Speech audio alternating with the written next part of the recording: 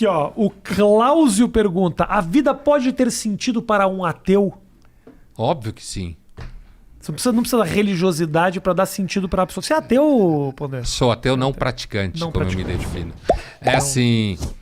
Não é defensor da ideia, mas se Não, perguntar... eu não pratico, não sei. Mas assim, eu acho, Rafinha, que isso também depende talvez da história de vida, um pouco da personalidade. Eu, até hoje, não experimentei na minha vida a necessidade de religião para ter sentido no meu dia a dia. Entendeu? Se você... um caso... Avião está caindo. É a hora que os ateus dão aquela fraquejada, tipo, ó, bom, se existir, vamos orar aqui. Não, você tá diante... No desespero. Você tá tomando de 10-0, certo? 7-1, tá 7-1. O famoso 7-1. Mas aí não vale como argumento, né? Sim. Porque aí o cara tá num cagaço, né? Isso. E aí é o desespero, né? Então acho que nem Deus leva em conta essa oração, né?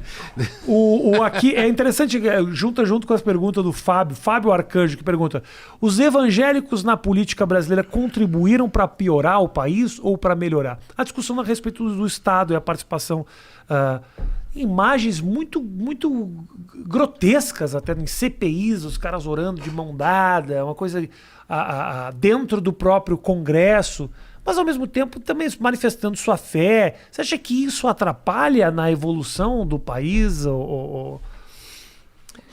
Eu acho que o Brasil tem tanto problema de disfuncionalidade no Estado e na sociedade, na elite, na distribuição de riqueza, que eu não acredito que dê para dizer que os evangélicos per si são um problema a mais. É claro que há um certo olhar de mal-estar com a ideia de dentro da máquina do Estado alguém rezar, como uma CPI, você está dentro da máquina do Estado, né?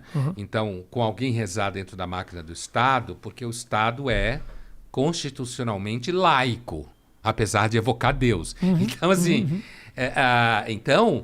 isso parece que na CPI o cara devia ir no quarto escondido e rezar, mas que isso não aparecesse como dentro, né? Sim. Então, do ponto de vista da discussão teórica política, é uma ação fora do lugar. E como normalmente são os evangélicos que fazem, porque eles gostam de ficar mostrando que eles têm fé, né? Faz parte do negócio mostrar que tem fé. Então parece também porque eles cresceram.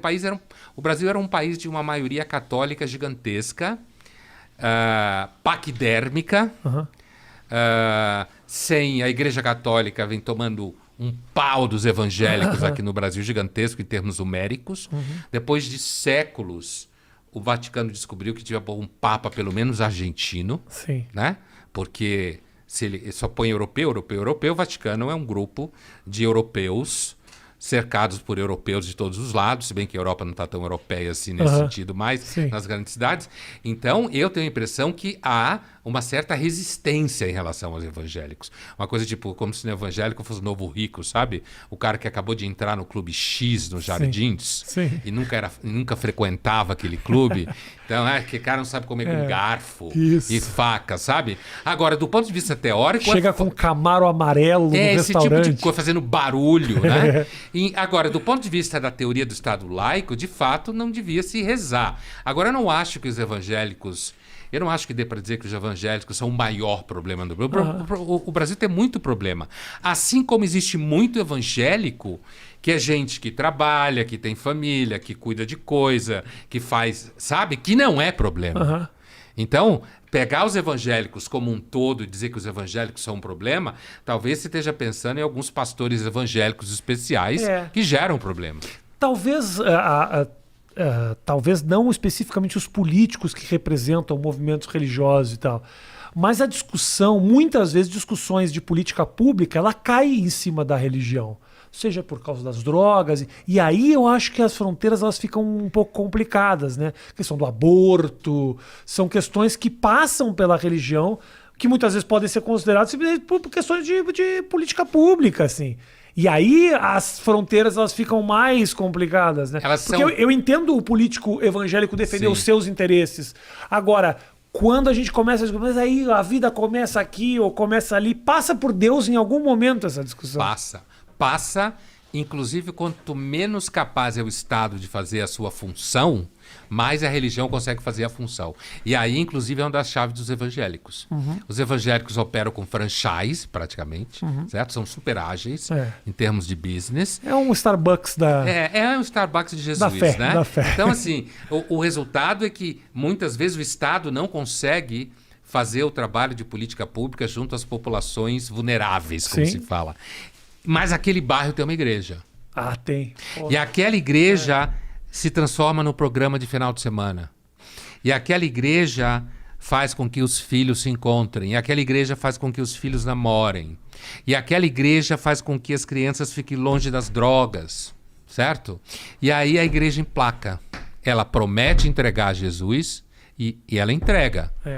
E aí o Estado, que inclusive é disfuncional, então ele não consegue chegar lá e dizer, ó, peraí, então, essa discussão aqui essa discussão do aborto ou a discussão do sexo, eu lembro que eu escrevi uma coluna alguns anos atrás sobre a Damares e que deu um pau danado. E claro, a Folha colocou na primeira página um trecho da coluna, porque a Folha gosta de sangue. E quem trabalha na Folha normalmente gosta de sangue, né? Então, assim... E aí era uma coluna em que eu dizia que a Damares tinha razão. A Folha. Certo? Que é mais aqui. Ah, é? Vamos foder o Pondé aqui. Bota esse negócio. Assim, porque a gente gosta de sangue, né, na Folha. Então, assim, aí eu dizia em algum momento da coluna que a Damares tinha razão, né? Tinha razão no sentido de que as famílias deveriam proteger as suas filhas de um sexo precoce. E devem mesmo. Porque você tem meninas de 14, 15 anos com filho, fazendo sexo, certo? E ela tem um filho com 15 e vai ter outro com 17, certo? E se as famílias que dificilmente conseguem fazer esse trabalho, às vezes as igrejas conseguem, fazer uma contenção desse tipo de prática, que é necessário que se faça. E aí, é claro que eu escrevi a Damares tem razão, justamente para gerar pau, né? Porque o que eu estava querendo dizer era o seguinte, olha, todo mundo muito bonitinho, com sua vida secularizada bonitinha, com suas opiniões seguras, indo nas suas pizzarias da Zona Oeste, certo? Agora, as meninas de 15 anos, 14, estão ficando grávidas e ficam mesmo.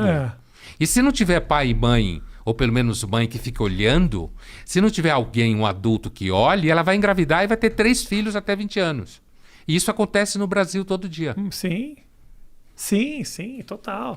Mas então fica essa zona, fica uma zona em que a religião não devia estar presente, mas a religião está.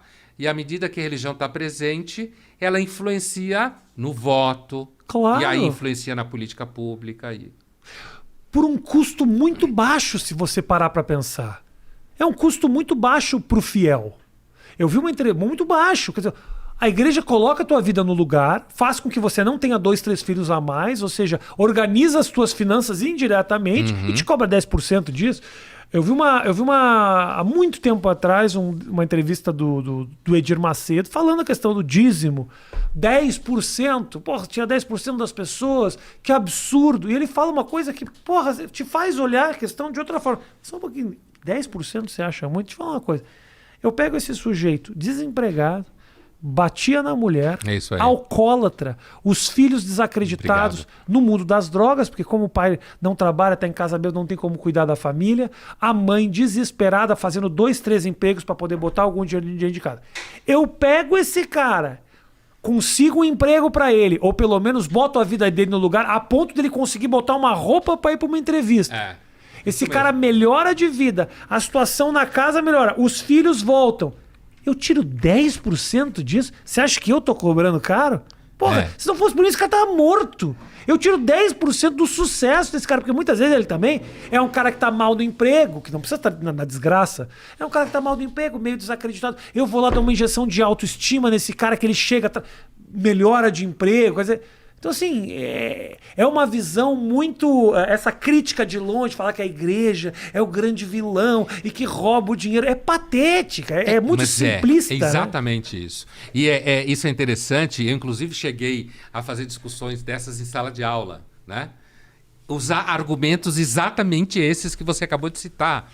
Por quê? Porque é interessante falar isso, principalmente para quem lá vai ser, sei lá, um jornalista, quando crescer, na faculdade, né, e pretende ser jornalista, que gasta uma puta grana na análise, certo? Faz uma puta grana na análise e dá problema para os pais, e às vezes o analista fala e aí o cara fica sensibilizado porque o analista viu o que ele falou. É claro que isso é um estereótipo. Nas redes sociais a gente tem que fazer sempre reparos, né?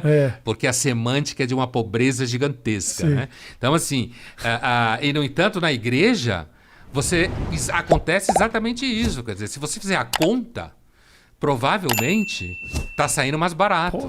Você ganha amigo, ganha cidadania. Ganha uma comunidade. Você ganha uma grupo comunidade. Que se preocupa com você. Exatamente. Você ganha o que fazer todo dia à noite. Essa coisa de parar de bater na mulher, ter emprego, parar de beber e a família começar a funcionar. Em troca, você vive de acordo com aquela regra. Claro. Então, eu acho que um dos grandes equívocos do pensamento acerca das coisas é normalmente achar que a gente consegue mais do que a gente consegue. Perfeito. Entendeu? Perfeito. É isso. Grande Pondé.